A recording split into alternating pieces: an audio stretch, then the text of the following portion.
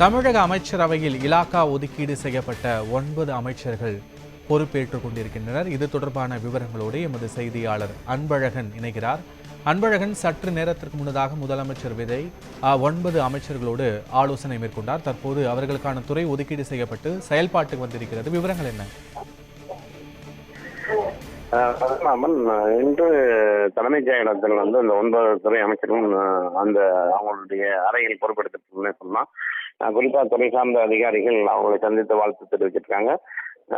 ஏற்கனவே விளையாட்டுத்துறை, பொதுப்பணி மற்றும் விளையாட்டுத்துறை அமைச்சர் பொறுத்தவரைக்கும் ஆதவ அர்ஜுனாவுக்கு ஏற்கனவே உதயநிதி ஸ்டாலின் அவர்கள் வந்தார். அந்த இடம் ஒதுக்கப்பட்டிருந்தது. அந்த அறையில் அவர் உடனடியாக பொறுப்பெடுத்து அந்த கோப்புகள் இல்லை, அதாவது துறை சார்ந்த கோப்புகளை கையில் பெற்றிருந்தாரு.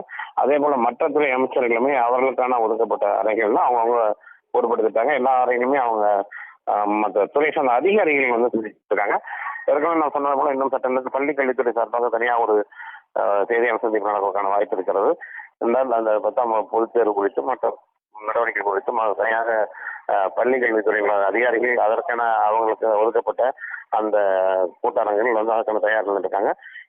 இவர்கள் பொறுப்பேற்ற அமைச்சர்களை பொறுத்த வரைக்கும் அமைச்சர்களுக்காக ஒதுக்கப்பட்ட அறையில் அவங்க பொறுப்பெடுத்தாங்க. அவங்க துறை சார்ந்த அதிகாரிகள் ஒவ்வொருத்தரும் அந்த அமைச்சர்களை சந்திச்சுட்டு போயிட்டு இருக்காங்க.